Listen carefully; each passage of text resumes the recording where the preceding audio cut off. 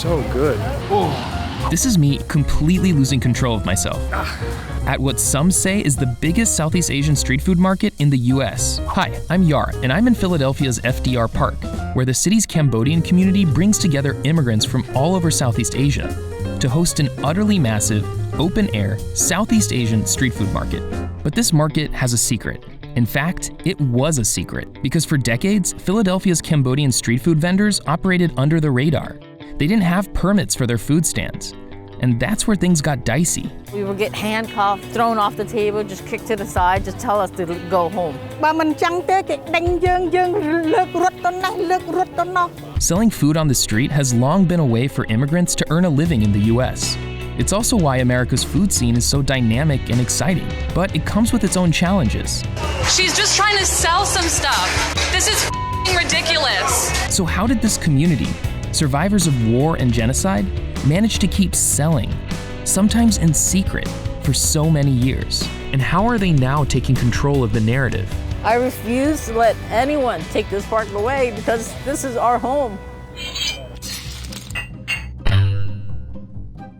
Okay, but first things first, what does a massive Southeast Asian street food market in the US taste like? This is the old school Cambodian style barbecue. That's Jenny Nam. She's one of the main organizers behind the market and came here from Cambodia as a refugee. So this is your every weekend market at FDR Park. We're a huge market. 76 vendors. 76 vendors. Every culture, every diversity of different Asian ethnics coming in, cooking, grilling. They're serving like all types of papaya salads, beef sticks, chicken on a stick, papaya salads, beef sticks, chicken on a stick. But wait, why are there so many refugees here from Cambodia, Laos, and Vietnam? Time for a little bit of history. Well, the entire region had been torn apart by a war people in the US called the Vietnam War, but is known in Vietnam as the American War. The carnage spread to neighboring Cambodia and Laos and led to an influx of refugees to the US. But more on that later. First, let me show you some of the incredible food this refugee community is serving up. There's meat skewers, Chicken gizzard. I love gizzard. Gizzard, gizzard, gizzard, gizzard, gizzard, gizzard, gizzard, gizzard, gizzard, gizzard. All right, that's enough. Next, shrimp cake. Ooh, that's very good. That's very good. And apparently I couldn't stop shouting either. That's very good. Then, these beautiful steamed buns. Oh, ooh, a lot of pepper in here. It's so good and it's sweet. Is that an egg? And tart fried bananas. Mouth-watering noodle dishes. It's very good. And out of focus but super sweet, salty, spicy papaya salads. And then there's Jenny's booth. This is stuff we got from Florida. Yup, Jenny not only serves as treasurer of the Vendors Association, which puts on the market every weekend, but she also operates a booth selling Sugarcane juice. with her family. And yes, you heard that right. This is stuff we got from Florida. Jenny will drive over 2,000 miles to Florida and back just to pick up sugarcane for the market. And that's on top of a regular 9-to-5 selling insurance. So my family is hardcore business. But this market isn't just a side hustle for Jenny. It's a crucial part of her family and her community's story. During the Vietnam War, Cambodia was decimated by covert US bombing campaigns attempting to disrupt North Vietnamese supply chains running through the country.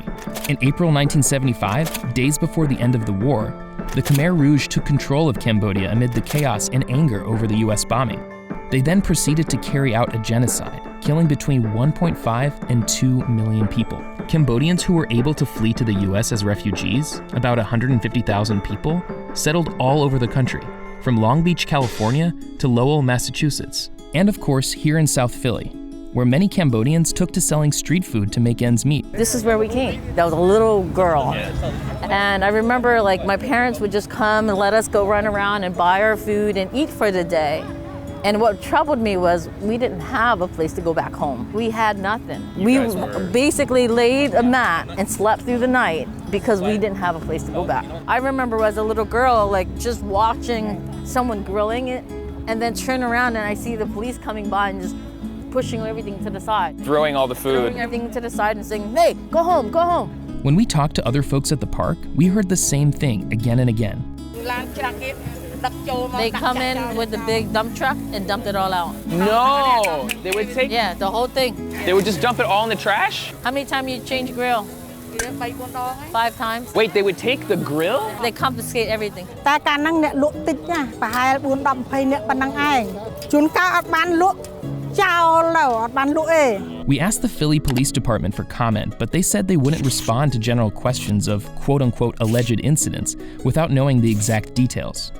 They referred us to the city's licensing department, which states that unlicensed vendors will face having their items confiscated and disposed of.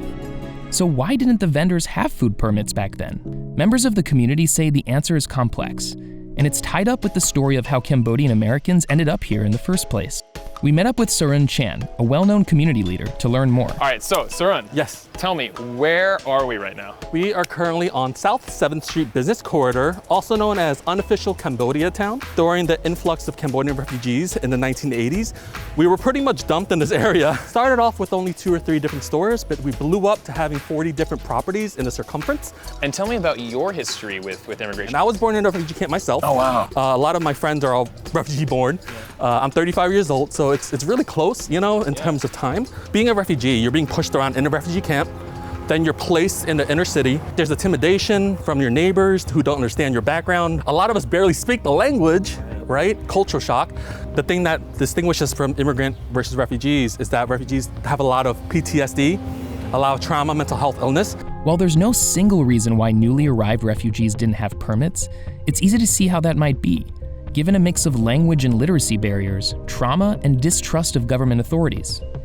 But for me, personally, it also begs the question of why this sort of informal street vending is so common in almost every city of the world, yet so aggressively policed in the US. A lot of working-class immigrant families who've gone through God knows what to get here, who sometimes end up here because of this country's very actions, well, they often have to find a quick way to make extra money and survive in this new unfamiliar place.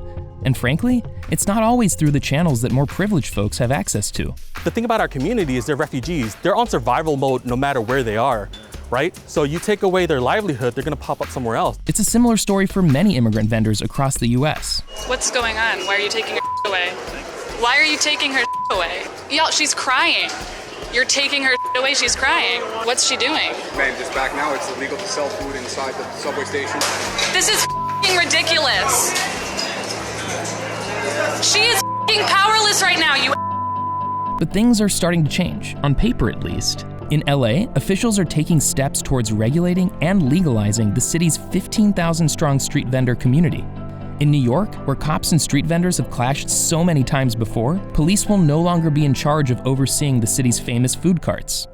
And here in Philly, after decades of failing to push the Southeast Asian market out of the park, the city is now working with the community to give it a proper home. What we've worked to do here is move from a space of confrontation to a space of celebrating what is good about it. This is Justin, the director of FDR Park. He's working with Vina, a pillar of the Cambodian community and a longtime vendor here at the market. I didn't get a chance to work because my husband was disabled. So this is the only income that I can make a little bit for a living. Now there's a different relationship that the market has with the city, and it's no longer being seen as illegal. There is an incredible food culture that is happening here in the park. This is an incredible gathering place, and that's something that a city should work to make permanent, make real, and make sustainable. Long term, the city's plan is to establish a market pavilion in the park, where vendors can sell freely, without fear of being shut down for not having a permit. My grandmother was born in Sicily, so I know from my father that experience of fighting to become American. 100 years ago, there was another unlicensed food market happening on 9th Street. It was the Italian market. Folks in that community got organized.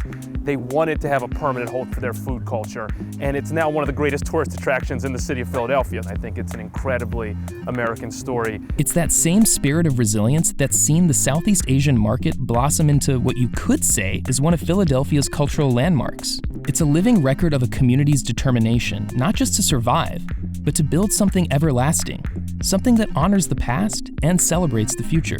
Now I see the park rangers, I get along with them. They come in and buy the sugar canes and they like, Jenny, what's the best beef stick? I want this, I want to try that. And I'm like, wait a minute, that was not the case back then. Now they want to be part of the market. Yes. You always have to have the light and the dark together, right? We have our struggles, but we also have our accomplishments. We have people shoving our grills down to the ground, but we come back up and we'll pop back up like daisies every time.